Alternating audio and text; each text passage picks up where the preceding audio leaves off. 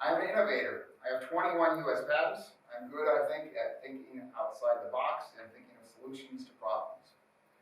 I did that when I invented the cancer drug and started IGF oncology. I did it again when I invented the cold sore treatment and started Squarex around it. And I'm doing it now to address the division and dysfunctionality of our government with my innovation of jury democracy. In today's elections, candidates seek to win by dividing us and appealing to anger and fear. And then after winning, they impose their policies on us, and those policies are chosen by the moneyed interests that funded their campaigns. Not me. I am running not to unite us, not to divide us. And after winning, I will have all of us, the people, choose our policies. I have faith in the people. The solution, again, that I am proposing is jury democracy. So what is jury democracy? Jury democracy is the concept of using large juries of about 1,000 people, randomly drawn from all registered voters in the state, to make all important decisions of government. That number is a statistically valid sample of all voters. We can invite a jury to St. Paul or to a network of sites around the state, have them sit and hear the evidence and arguments from both sides or all sides on a particular bill or proposal. Give them time then to actually read the bill, sit them in a room, give them nothing else to do but to read the bill, which will put them ahead of many legislators and congresspeople on a lot of matters. And I don't say that to slam them. They have a lot of things on their plate, a lot of bills to read that they actually don't have time to read every bill that comes across their desk. But the jurors will. They'll be given the time to actually read the bill. Then break into groups of 12, discuss it with the other 11 members of your subgroup, argue for your point of view, how you were going to vote, how you think they ought to vote, and then take a secret ballot vote and majority prevails of the entire pool of 1,000. As a governor, I will use a jury like that to recommend whether I should sign or veto every important or controversial bill that is passed by the legislature.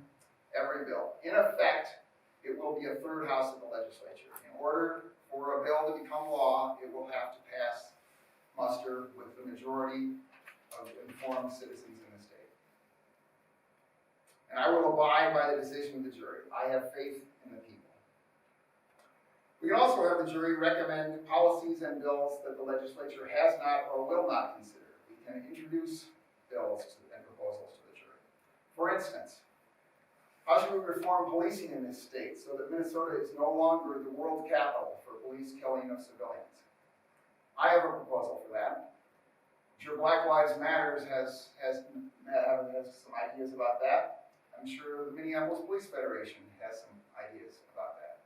Let's invite everybody to put their proposals on the table and argue them in front of the jury, and let the jury decide what's the best way to approach that issue. I have faith in the people again. I will use juries to make regulatory decisions also. Should we allow copper nickel mining near the Boundary Waters? I would say hell no. In fact, I would say over my dead body, but I have faith in the people.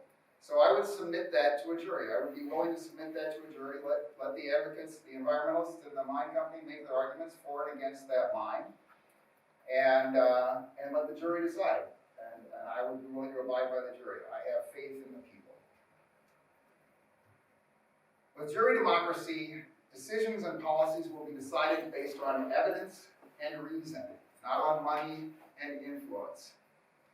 And every policy enacted, by definition, will have the support of a majority of the population after informed consideration. Now, I support ranked choice voting and proportional representation also, but jury democracy goes further. It is perfect proportional representation. Poor and middle class people will actually have power and be the majority. Can you imagine poor people actually having power? The 99% will have 99% of the power. Young people will have power and be represented proportionally to their numbers. Blacks, women, Native Americans, all will have power proportional to their numbers and representation proportional to their numbers, and all of that will be achieved without quotas or affirmative action. It's just achieved automatically by inviting everybody. Jury democracy will also unite us and calm our divisions. If you make arguments for a policy with jury, my suggestion is that you want to present evidence and make calm, reasoned arguments, not scream insults at everybody who disagrees with you. And on a jury, you will sit down with people from all areas of the state, different races, different political outlooks, different backgrounds and life experiences. And my prediction is that when you meet those people and talk to them and discuss whatever issue you're talking about, you will find that you have a lot more in common with them than the press and the politicians say you do. And you will agree with each other a lot more than the press and the media and the politicians say you do.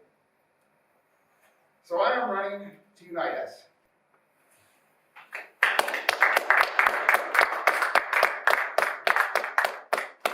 We'll open it for Q&A if you have any questions. Way back here. Sure. So you need to amend the Constitution to do your jury democracy. Yes, the ultimate goal would be to amend the Constitution, but I think I can do it from day one on by calling juries together. I would ask the legislature to appropriate the money for the juries immediately. If they refuse to appropriate the money, then we can do it by nonprofit, keep costs down by inviting jurors to come without paying them or giving them any compensation. And I can use it to as an advisory group, basically, informal advisory group, to decide whether I veto or sign every bill. But yes, the ultimate goal is to amend the Constitution, and I would amend it actually by not having three houses of the legislature. I would amend it by merging the Senate and the House, so all the senators and House members would keep their seats, be elected the same way they are now. They would be merged together in one body, and then the jury would constitute effectively a second house of the legislature. Those people would have to approve the constitutional amendment before it got to the ballot. Yep. Think they would do that? Well, that's part of why I don't want to kick them out of their jobs. So I'm saying we keep the same number of senators and representatives we have now, but they're merged into one house. Would it be the same 1,000 people every time? Or would you No, it would be different people. I would strive. Let's see, we've got almost 4 million registered voters in Minnesota, a little over 3 million. So if you did 1,000, you could have 3,000 juries.